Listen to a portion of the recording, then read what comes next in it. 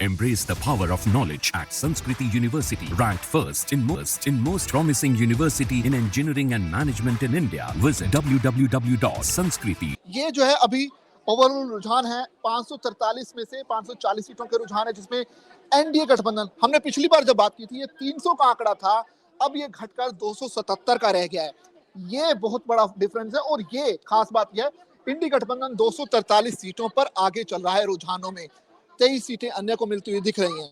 लेकिन इंडी गठबंधन के लिए 243 सीटें बहुत अहम हैं, क्योंकि रुझान से पहले जो एग्जिट पोल आए थे उसमें तमाम एग्जिट पोल्स ने इन्हें 160 से 180 सीटें दी थी, और अगर ये 160 से 180 सीटें होती तो निश्चित तौर पर वही पुरानी कहानी होने वाली थी। लेकिन ये बढ़कर अब 243 पर पहुंच गई है, और अगर ये 250 के पास पहुंचती है तो बहुत हद तक की बात की संभावना है कि सरकार बनाई जा सकती है, क्योंकि बहुमत का आंकड़ा करीब है, 272 का बहुमत का आंकड़ा है। और एक तरह से कमाल किया है कांग्रेस ने, कमाल किया समाजवादी पार्टी ने, और तमाम जो इंडी गठबंधन के घटक दल हैं उन्होंने कमाल किया है। और अगर ये कमाल जो है सीटों में कन्वर्ट होता है, रिजल्ट्स में कन्वर्ट होता है, तो निश्चित तौर पर एक बड़ा फायदा देखने को मिल सकता है। उत्तर प्रदेश डेस्क का रुख करते हैं, क्योंकि वहां अलग अलग सीटों की हमने बात की, अलग अलग सीटों पर क्या कुछ स्थिति है वो देखने की कोशिश करते हैं।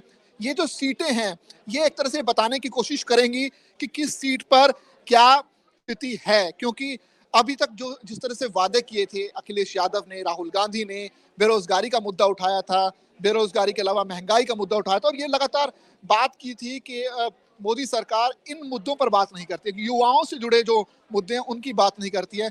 पेपर लीक हो जाते हैं, इतनी मेहनत करने के बाद पेपर दिए जाते हैं, बाद में वो लीक हो जाते हैं।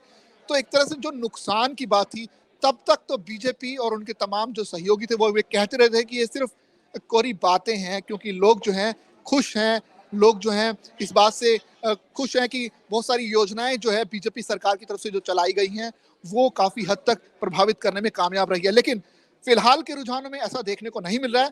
फिलहाल के रुझानों में यही देखने को मिल रहा है कि इंडी गठबंधन आगे चली है, लेकिन क्या ये सीटों में कन्वर्ट होगा, ये बड़ा इंटरेस्टिंग होगा जानना। और रुक करते हैं अभी उत्तर प्रदेश डेस्क का नितेश हमारे साथ। नितेश, अभी की क्या स्थिति है? अब 11:15 बजे का करीब समय हो चुका है, अभी रुझान क्या तस्वीर बयां कर रहे हैं?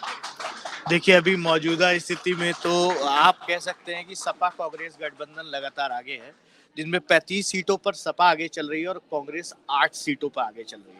इधर बीजेपी 35 सीटों पर आगे है, जबकि आरएलडी 2 सीटों पर आगे चल रही है। इसके अलावा अगर आप सीट वाइज में चलेंगे कि कौन किस सीट पे आगे चल रहा है, तो मुरादाबाद में 9 राउंड की काउंटिंग हो चुकी है। यहाँ पे रुचि वीरा जो है सपा प्रत्याशी हैं, 57,341 वोटों के साथ आगे चल रही हैं, जबकि सर्वेश सिंह 54,000 वोटों के साथ दूसरे नंबर पर हैं।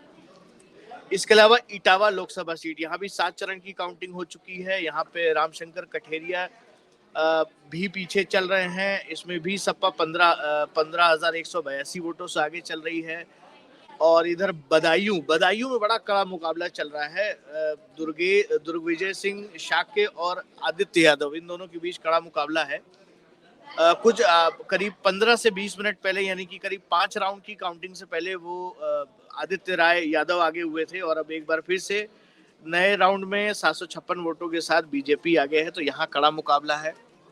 चौंकाने वाली बात है कि अमेठी से स्मृति ईरानी पीछे हैं, जो कि जिसकी नहीं उम्मीद थी। हालांकि एक बड़ा झटका शुरुआत में बीजेपी को लगा था वाराणसी सीट पे पीछे हो जाने पे, अब वो बढ़त भी आगे बढ़ गई है, तो उसमें भी काफी इंतजार हो गया है। अब जो है बीजेपी के नरेंद्र मोदी करीब 31,774 वोटों से आगे चल रहे हैं। तो तस्वीर पल पल बदल रही है। कौन मजबूत है, कौन कमजोर है, इसका आकलन मुझे लगता है अगले 2 घंटे 2.5 घंटे में काफी हद तक साफ हो जाएगा, तस्वीर साफ हो जाएगी। लेकिन अभी की जो मौजूदा स्थिति है, इसमें इंडिया गठबंधन एनडीए से मजबूत नजर आ रहा है। और जो ये सिर्फ जो चुनावी विश्लेषक रहे हैं उत्तर प्रदेश में, जिन्होंने एग्जिट पोल पे भी काफी स्टडी की, उन सब की आंकड़ों को भी ये जो वोटिंग आ रहा है, जो वोट के जो काउंटिंग के जो नतीजे आ रहे हैं, ये बिल्कुल हैरान करने वाले हैं।